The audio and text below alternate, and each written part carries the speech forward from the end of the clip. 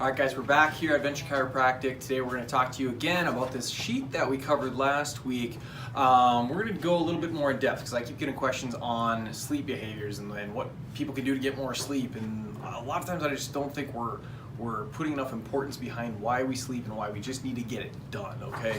So we're going to cover some points that were brought up in a book called Why We Sleep, which I'd highly recommend. It actually was recommended to me by a patient a number of years ago. And this researcher, Matthew Walker, put a bunch of information together just to stress the importance of why we should sleep. He's actually kind of entertaining to hear talk, so you should check him out. We'll put some links below on his information in the book Why We Sleep. But what it's important to realize is that what you need to understand what sleep even does. Okay, so sleep actually helps organize thoughts and information that we had learned from your previous day, and organizes it in a way that our brain can find again the next day. So if we want to learn better and actually benefit from all the time we put into studying and working, then you're gonna want to sleep well that night so that you better organize your thoughts. Decreasing your sleep to 4 hours in the evening can actually be really, really detrimental for you in many ways.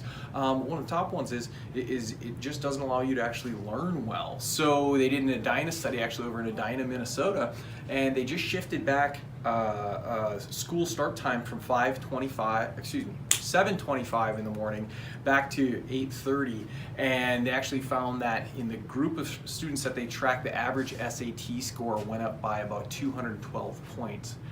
They didn't do anything else for that group of students except change the amount of time that they get to sleep in the morning, okay? So making sure that you're getting the appropriate amount of sleep can help you learn better. If that's not enough for you though, you should understand that also decreasing your sleep down to as little as about 1 night of 4 hours of sleep can decrease natural killer cell activity, and that can increase your risk of cancer. So 1 night of 4 hours of sleep can decrease your natural killer cell activity by 40%, okay? That was enough for the World Health Organization to classify lack of sleep and night shift work as a probable carcinogen, okay? That means it causes cancer, okay, or likely does. So when we look at other reasons that we might want to sleep, just reducing sleep from 7 hours to 5 hours a night actually was enough to increase the risk of overall death by 70% if you were doing that consistently in one study, okay? All these resources will be linked below as well in a little presentation that I did a while back for the local Chamber of Commerce, okay? So you can check any of these resources out if you want. The last thing too, if we can't appeal to like you're wanting to live longer or learn better, then maybe, hey, let's take a look at vanity. If you decrease your sleep to 4 hours a night for 1 week, you can take a normal metabolism and put it into a pre-diabetic state, even if you didn't change how that person ate or exercised. So sleep's really important, guys, okay? You make sure that you use some sort of format to just figure out how much sleep you actually need. If you do well on 6 hours of sleep a night, that seems to be okay, but the bottom end of what's healthy for people, we recommend more like 8 to 9 hours of sleep. Do the math. When do you need to wake up in the morning, okay? And work backwards. If you need to wake up at 5 a.m. and you need 8 hours of sleep, that means you better be in bed by 9 p.m., okay? You better be sleeping by 9 p.m. Sometimes that means if you want to sleep by 9 p.m., you better be in bed by 8:30 to make sure you have enough time to wind down. So what are some other things that you can do to actually make sure that you get enough sleep? Well, you can have a consistent bedtime. One of the best contributors to helping people get long quality sleep is going to bed at the same time every night. So if you're going to bed at 10 p.m. on the weekdays, but then on the weekends you're staying up till 2 a.m., you'll notice on Monday it's hard to get back to sleep again at 10 p.m. So that consistent sleep time every night.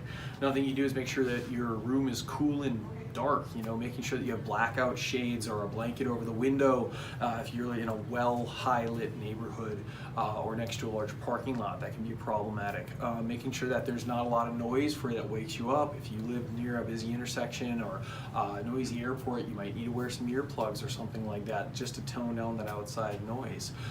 Other things that you can do, you can have a consistent bedtime routine, making sure that the things you do before you go to bed, like maybe take a shower or bath or do a little bit of reading in dim light, okay? Do the consistent same thing every night because that cues your brain to say, okay, it's time for bed because these things are happening, okay? Even if it's dark outside, we've got to reduce the amount of light that we get. We've got smartphones and iPads and 70-inch TVs that just bombard our eyes with blue light. Blue light is a type of light that LED and LCD screens can emit. That's the same as the light we get from the noonday sun. So if you're staring at a 70-inch TV screen watching an action movie right before you go to bed, your brain is literally being told by sound, excitement, and bright light that it's noon. It's not time to sleep yet. So you need to get rid of that stuff.